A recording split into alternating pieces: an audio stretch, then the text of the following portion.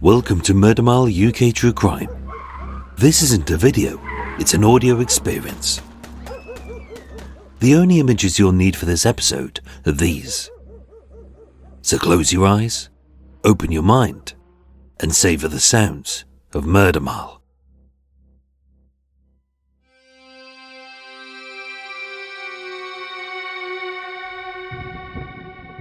I killed 11 people, Patrick MacKay confessed, with 3 for certain. But of the 8 killings he confessed to, was suspected of, and later retracted his confession for, the first, hiding in Ilk, was well documented, but he got key details wrong, and there was no proof he was even there. Second, Mary Hines, was typical of his robberies and the killings of lone old ladies attacked in their own homes. And although charged with her murder, he had to be coerced by detectives to get even the basic facts right, and it was left on file. Third and fourth, Stephanie Britton Christopher Martin, had all the hallmarks of a MacKay robbery gone wrong. But again, there was no evidence he was there, and he flatly denied killing both. Fifth, an unnamed homeless man he supposedly threw off Hungerford Bridge and drowned in the River Thames, but no body was ever found. Whereas sixth, Isabella Griffiths, his first confirmed kill, was a crime scene so awash with hard evidence and his testimony so undeniable that only he could have been her killer. And then there was Leslie Goodman, the 7th killing in his confession of 11. Like Mary Hines, there's only 2 of the additional 8 confessed or suspected killings strong enough to be charged with. The proof was so strong, the Director of Public Prosecutions brought it to the Old Bailey, the highest court in the land. But not wanting to sully a faultless prosecution, with evidence so overwhelming that MacKay's defence didn't even dispute the killing of Adele Price, Isabella Griffiths and Father Anthony Crean, so it too was left on file. But how strong was the evidence against MacKay in Leslie Goodman's murder? Detectives had proof he'd committed the robbery. They could link the murder weapon to his home, and on an unspecified date in May 1975, MacKay willingly took detectives to the former St Marylebone Cemetery in East Finchley, and having hidden it almost 1 year prior, behind an old and faded headstone, MacKay unearthed a pair of his old worn boots, spattered with human blood. In this case, MacKay was as good as guilty. Yet with all of the 11 murders, something odd sits in his confession. As interviewed by DS John Bland at Brixton Prison, MacKay would admit to the robbery of Leslie Goodman's shop, which puts him right there when he was murdered. But again, he denied the killing. But why? Why would a certified serial killer present evidence of a murder, only to then deny it? Patrick MacKay, 2 Sides of a Psychopath, Part D.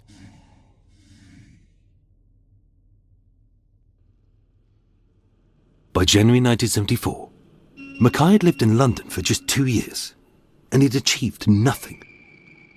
He drifted, got drunk, was often sacked, and the crimes he committed by that point were petty and pointless, as if he was aimlessly wandering through life with no skills, no family, no friends, and no future. After the brutal double murder of Stephanie Britton Christopher Martin on the 11th of January, from the 14th to the 25th, he lasted just 11 days as a groundsman at Tudor Sports Ground, 1 mile from the Mercers. And on the 25th, he began his longest stint of paid work as a patrolling trustee at Monk and Hadley Common, a 30-second walk from the last murder scene, which could be purely a coincidence. From January to an unspecified date in May, he spent many hours alone with his thoughts, sweeping up leaves and picking up litter. And having fallen out with Reverend Ted Brack, he moved into a lodging house at 29 Cedar Lawn Avenue in Barnet, a pleasant 2-storey family home on a residential street owned by Mr. and Mrs. Whittington, who described him as quiet and polite. No problem at all. He paid his rent on time. From the January to the June, he committed very few offences. He was rarely drunk, and once he tried to kill himself, as was a typical depressive reaction to his rage-filled killing of Isabella Griffiths that February. Like his life, his crimes were inconsistent. As he often stole nothing, he attacked without reason, he targeted anyone. He was so unprepared that even his confirmed killings looked more like mistakes, as none of them had any hint of premeditation beyond robbery. And as a nobody who achieved nothing, he lacked commitment to any real goals. The way he was going, he'd be as forgotten as his father. From the age of 11, psychiatrists had described him as a psychopath, a maniac, and a monster. But how is a boy meant to become anything but that, when that is all society thought he was worth? He was bright but bored, passive and volatile. And unloved by anyone, he was bounced from prisons to mental institutions, and with just bad role models. The only way to get the attention he needed was to lash out, get drunk, be cruel to animals, and act as if he was a committed fascist or Nazi. It all seemed aimless, as if he didn't know where his life was heading, or why. But if that first killing of Isabella Griffiths was really a robbery which went wrong, as many of his attacks on the elderly could easily have become, did this accidental killing in the grip of a rage ignite a potential goal for this hopeless and forgotten boy? Fame is fickle. Everyone wants their 5 minutes, but not everyone is willing to put in the hours to earn it. It takes years to learn to be a painter, to play the guitar, to write a novel, or to score the winner at Wembley. But anyone can kill, especially if they're drunk, on drugs, or prone to violent outbursts. Cinema, history, and crime books had been a staple of MacKay's life since his childhood. It gave him an escape from the horrors of his upbringing, and in the same way his drunken father told him war stories of all the soldiers he had killed and the rotting bodies he had seen, MacKay had darker role models. Jack the Ripper, the infamous renowned serial killer, as immortalised in the public's consciousness today as he was 137 years ago, whose methods are still debated, whose identity is still unknown, and with his list of confirmed kills still a mystery, he still garners headlines, even today. John George Haigh, the acid bath murderer, a killer of 6, suspected of 9. And although Haigh had tools outside of MacKay's reach, like a revolver and vats of sulfuric acid, his victims were mostly elderly and wealthy, who he lured in with kindness and charm. Just like MacKay. John Reginald Christie killed 8 lone women by posing as their friend and a kindly helper, which may have inspired MacKay, and a case so infamous that in January 1971, the true story was released as a film in British cinemas with a scandalous X certificate, titled 10 Rillington Place. Sadistic killings were big business at the cinemas in the early 1970s. Alfred Hitchcock's penultimate film Frenzy was released in May 1972, being loosely based on the Hammersmith nude murders, an unnamed killer of at least 8 women who infamously stalked West London between 1959 and 1965. And released in January 1972, A Clockwork Orange was withdrawn from UK cinemas in 1973 due to copycat attacks. As a 16-year-old boy had beat a homeless man to death, a 14-year-old had mimicked it in his classmate's manslaughter, and a Dutch girl was gang-raped as youth sang Singing in the Rain. Fiction or fact, sensationalist killings were headline news and turned each perpetrator into household names. They were heralded and hated like the Moors murderers, feared and studied like the Zodiac Killer. And with the conviction of Edmund Kemper, the co-ed killer, in November 1973, a new era of world-famous serial killers like Bundy and Dahmer was just beginning, being achievable in MacKay's lifetime. Only by then, MacKay was a nothing, a nobody, who gave no reason for his petty and pointless attacks. So how could he create a legacy? Jack the Ripper had his anonymity, the Zodiac left puzzles, Haigh had his vats of acid, Hindley and Brady's mugshots became iconic, and Christie had a famous book, film and play written about him. But so far, Patrick MacKay had done nothing of any substance. Yet all that was about to change. Born on the 15th of September 1911, Leslie Frank Goodman had lived in the borough of Islington, North London, as both man and boy. Like Stephanie Britton, his whole world could be boiled down to just a few houses on neighbouring streets, where every key moment in his life had existed, from his birth, his schooling, his marriage to his wife, the arrival of his son David, his work, his friends, his happiness, and his death. As an upper working class neighbourhood, Finsbury Park is a chaotic mix of commercial, residential and industrial. As long lines of crumbling Victorian terraces sit amongst the dense smog of belching chimneys, hand-washed laundry is dried beside the sooty cut of train tracks, and the children played in what remained of the burned-out shells and bomb craters which had pockmarked the city since the Blitz. To the side of Finsbury Park Station, being a main train and tube route into the city, stood Rock Street. Originally called Grange Road, it was built in the 1920s to ease the congestion of buses at the busy bus stop at Station Place. And being little more than a cut-through between Blackstock Road and St Thomas's Road, comprising a one-way street and two lines of two-storey terraces, it wasn't pretty. But where there's buses, there's people. And seeing an opportunity, several shops were built on the ground floors, including a pub, a cafe, a tailor's, and a sweet and tobacconist's called L. Goodman. Leslie Goodman, proprietor of L. Goodman, was a gentleman, with old-fashioned manners and morals, being the kind of man that locals had no qualms about serving their kids licorice or dolly mixtures.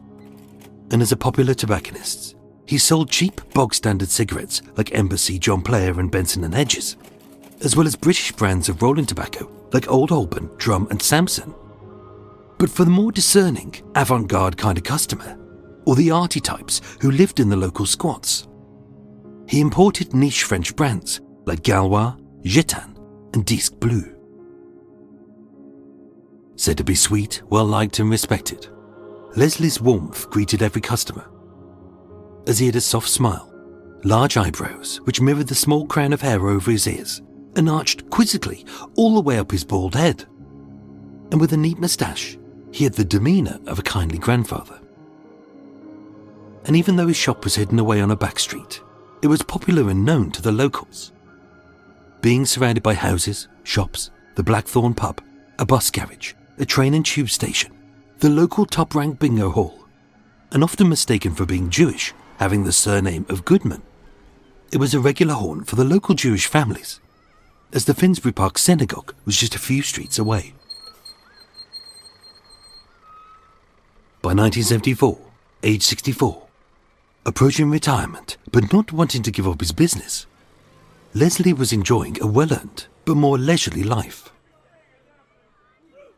That June, with his wife having gone on holiday with her mother, and his son David, then 27, having moved out, with no one to look after but their cats, that week, Leslie wasn't planning to work too hard, as his eyes and ears were a little distracted by his real love: football. Thursday the 13th of June 1974, 6 months after Stephanie Britton Christopher Martin's double murder, 64-year-old Leslie opened his shop on Rock Street just shy of 7 a.m. As had been his routine for years, being security conscious, he popped the padlock and rolled up the shutters on the door. He unlocked the deadbolt and the Yale lock. He slid the side curtains up, put the lights on, and turned the sign from closed to open. As a shopkeeper, he'd been robbed before, so caution was always the best option. The day was typical, as being a cool, wet summer with light drizzle and barely 13 degrees. He wasn't busy, and even with Shabbat approaching, his Jewish customers made very few purchases. Normally, he would have shut up the shop at about 8:30 p.m, but the World Cup was on the telly. Unlike in 1966, 8 years before, when England romped to victory by beating West Germany 4-2 in the final, Not that we ever mention it. This time, England had failed to qualify. But as a die-hard footy fan, Leslie had planned to close up just before 5 p.m. and to watch it on the box round at a friend's house. It was only a small 14-inch black and white telly, and the match, the opening game between Brazil and Yugoslavia, neither of whom made it out of Group 2, would end up in a thrill-free game of no goals. And worse still, the winners of the World Cup that year would be West Germany. Only Leslie would never know that. At just 10 minutes before 5 p.m, as Leslie placed his white shopkeeper's overcoat on the counter and started his usual routine of locking up, his last customer of the day and his life entered the shop. But was it Patrick MacKay? In a written statement, MacKay admitted to robbing the shop, just as he'd confessed to 3 provable murders and more than 23 robberies. But with several additional killings, one it was unlikely he committed, one he confessed to under coercion, and 2 he flatly refuted. This one he denied the murder, but not the robbery. Of his 3 confirmed kills, which by that point he'd murdered his first, Isabella Griffiths, all the victims were elderly and isolated. 2 were female, being Adela and Isabella, but Father Crean was male, and he'd targeted women of all ages before, such as his mother and his sister, as well as young boys.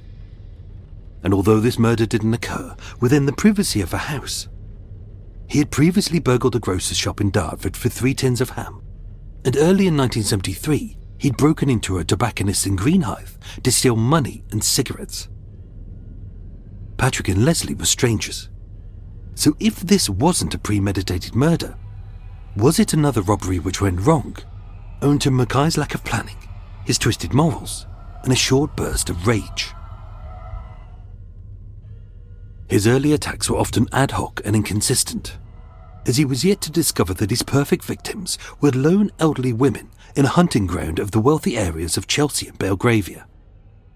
So if this was a killing by MacKay, was it a mistake? Like Heidi's, like Mary's, like Stephanie's, and even Christopher's. With no transcript of MacKay's confession, and no quotes by MacKay about his motive, his emotions, or what words, if any, were shared between the 2 of them, we can only go by what the evidence can prove.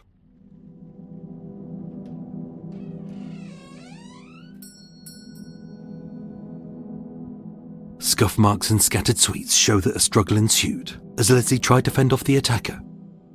And if this was MacKay, Leslie would have been outmatched, being 3 times his age and half a foot shorter. As a proven coward, MacKay always struck fast to disable his victim's screams and flailing feet. Only if it was him, he didn't use the knife that he said he always carried, but bludgeoned Leslie using a foot-long lead pipe ending with a heavy knuckle joint, the kind that engineers use in homes to fix gas and water pipes. Leslie's beating was frenzied and said to be the work of a maniac, as with 14 swift hard blows, this half-kilo pipe had caved in his skull, until as Detective Chief Superintendent Frank McGuinness stated, his head was practically obliterated by the blows. And looking visibly shocked as he told this to the press, "This is the most brutal murder I have ever seen." With it said to have continued long after Leslie was either unconscious or dead. The body was dragged from behind the counter to just out of view of the windows, leaving a long trail of blood. But with Leslie's feet sticking out, his killer had covered them with his shopkeeper's overcoat. The robbery, if that's what this was perfunctory, as if the assailant had killed Leslie in a short burst of rage and then only stolen what came to hand. As he rifled the till, but took only some notes but no coins, and just enough packs of disc blue cigarettes to fit into a single man's pockets, but nothing more. A lot was left behind, so perhaps in panic, Leslie's killer had frantically fled. No. As DCS McGuinness clarified, He spent a lot of time looking up Mr. Goodman's shop. The killer calmly put out the lights, slid the side curtains up, turned the sign from open to closed, rolled down the shutters, locked the deadbolt, the Yale, and the shutter's padlock, and then he calmly walked away with the keys. DCS McGuinness stated, "I feel that someone would have seen him." But nobody did. It was 5 p.m. on a weekday on a busy city street. The kids were out. Rush hour had begun. The shop was near a train and tube station, a bus stop, a bingo hall, a few doors down from a pub and a cafe, as well as 2 rows of terraced houses where families were sitting down to dinner or watching the footy.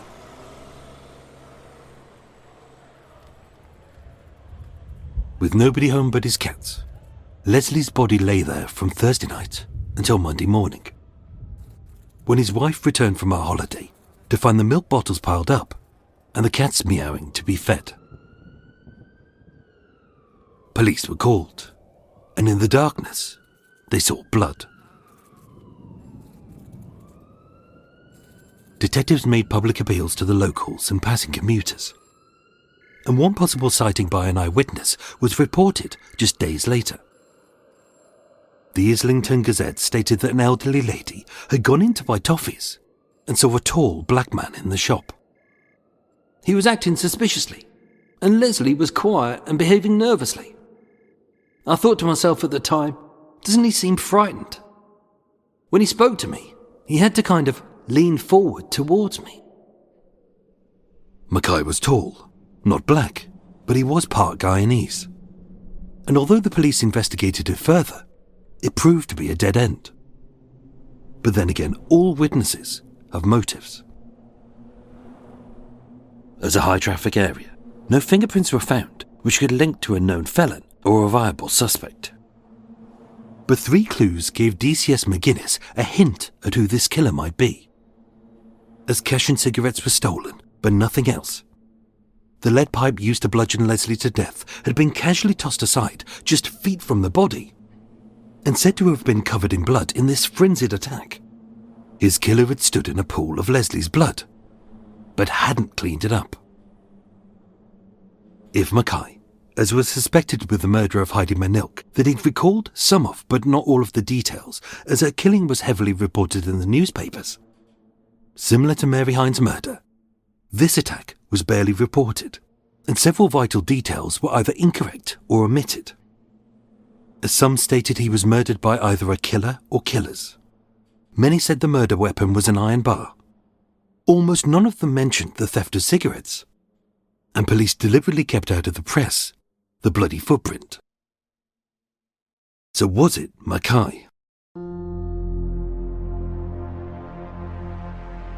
As with Mary Hines and Stephanie Britton, it had many of the hallmarks of a MacKay killing, but it was the similarities with Father Korean's murder just 9 months later which drew the detective's eye. Both men were in their early 60s and grey-haired. Both lived in places MacKay didn't belong, and although he knew Father Korean but not Leslie Goodman, he wasn't averse to commuting to commit a crime. Both were grabbed, had struggled, were repeatedly punched, and attacked frenziedly, with the priest being brutalised by an axe found by MacKay in the vicarage, whereas Leslie's killer had carried a lead pipe. Both ended up with horrific wounds, in an attack detectives stated was violent and sadistic, beyond the realms of self-defense or a personal grudge, as both killers were pure evil with hatred in their hearts. In both cases, their bodies were repositioned away from the initial site of the attack. Their faces or feet were covered over. The curtains were closed. The lights were switched off. The doors were locked. The keys were taken. The murder weapon was left behind but hadn't been wiped clean. And little if nothing of any value was stolen, with the ransacking described as superficial, as if to obfuscate the true motive. In the priest's killing, MacKay recalled each blood-curdling aspect of it vividly. Yet with the court record locked away for another 40 years, we've no idea how much of the tobacconist's murder he could recall. or when he was questioned about this robbery he confessed to, whether he was led or coerced.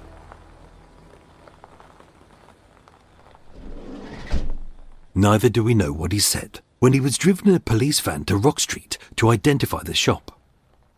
As being a drunk drug abuser whose recall was clouded by an alleged white mist, it was his calm callousness which was most chilling.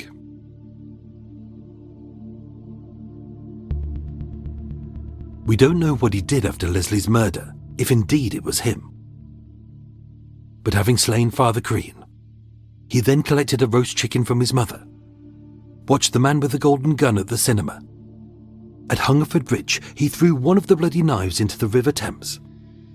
And in a coin-operated booth at a nearby train station, he posed for 4 infamous photos.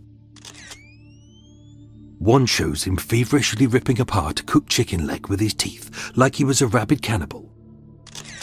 Another as he swallows the delicious flesh. One shows him pained as if he was possessed by a demon. And the last shows him gripped with pure rage. Even when he was arrested at the Cowdrey's home on the 23rd of March 1975 for the killing of Father Crean, with 3 confirmed kills under his belt, he wasn't flustered or panicked. As seconds before the cops came calling, he was sat on the sofa, hungover, wearing a fur collar coat and a trilby hat. And when the Cowdreys asked, "What are you up to today?" MacKay replied, "Dunno. Probably get pissed again." But was he calm because he was arrogant, cruel, and lacked empathy? Or as a nobody who would amount to nothing? He was now officially a serial killer. Leslie's murder was thoroughly investigated, but with no witnesses, no fingerprints, and with no suspect to match the bloody footprint to. 2 months later, with no one arrested or suspected, the case stalled. David's son, who was 27 at the time, believed that anti-Semitism could have been a factor. "As police told me, they found a huge swastika in his house. And even though they weren't Jewish, the shop was in a Jewish area, and Goodman is a Jewish name." As a supposed fascist, it is said that MacKay hero-worshipped the Nazis. He wore a homemade SS uniform. He falsely claimed that he was pure Aryan, and it is said he goose-stepped down Dartford High Street giving a Sieg Heil salute, all of which could have been for show. But while admittedly so drunk he was later found unconscious, MacKay was arrested 11 months prior for attacking a vagrant with a 4-foot-long metal pole, hurling bricks into a pedestrian subway, and was said to have been heard shouting that he wanted to kill all Jewish bastards, which he later denied. On the 11th of June 1975, MacKay was charged with Leslie's murder. And with this killing, similar to his confirmed kills, the evidence against him was firm.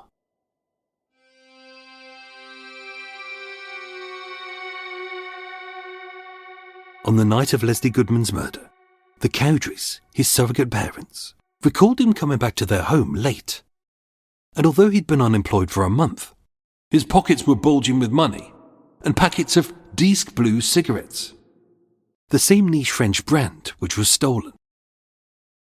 At Mr. and Mrs. Whittington's house at 27 Lawn Avenue in Barnet, where MacKay was then lodging, they stated that their pipework was being repaired at the time, and although not unique, lead pipes with a heavy knuckle joint had been used, but after a year they couldn't recall if any had been missing.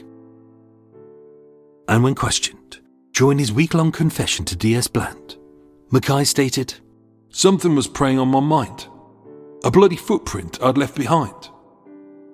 A detail which again detectives said they hadn't leaked to the press, spoken about with MacKay, or shown him any crime scene photos. But he had recalled he'd discarded his bloody boots behind a gravestone 1 year before at the former St Marylebone Cemetery in East Finchley. Tests confirmed 2 types of blood. One was unidentifiable as weather and time had decayed the sample, and the other a speck of human blood. But with it too old to group, its provenance and source remains uncertain. Tried at the Old Bailey, as with the murder of Mary Hines, the killing of Leslie Goodman was left on file. But why did MacKay lead detectives to his boots? Yet he denied the killing of this man who he had robbed. In his memoir, MacKay wrote cryptically, "The truth about this strange case may, in 30 years or so, unfold. Only then will you have your man. This, by the way, will not be me. I am not responsible. But you will be surprised, very much so, when you find out, as they say in detective stories, who done it." It was a not denouement to his so-called confession, but with lines like those later quoted verbatim and unchecked by the Sunday People, and those 4 infamous yet clearly staged photos of MacKay looking like a maniac to such an extent that Michael, Mary Hines' nephew, said, "I think MacKay was mad. Look at the photos of him. You can almost see it in him." Was this all part of his desire to leave a legacy?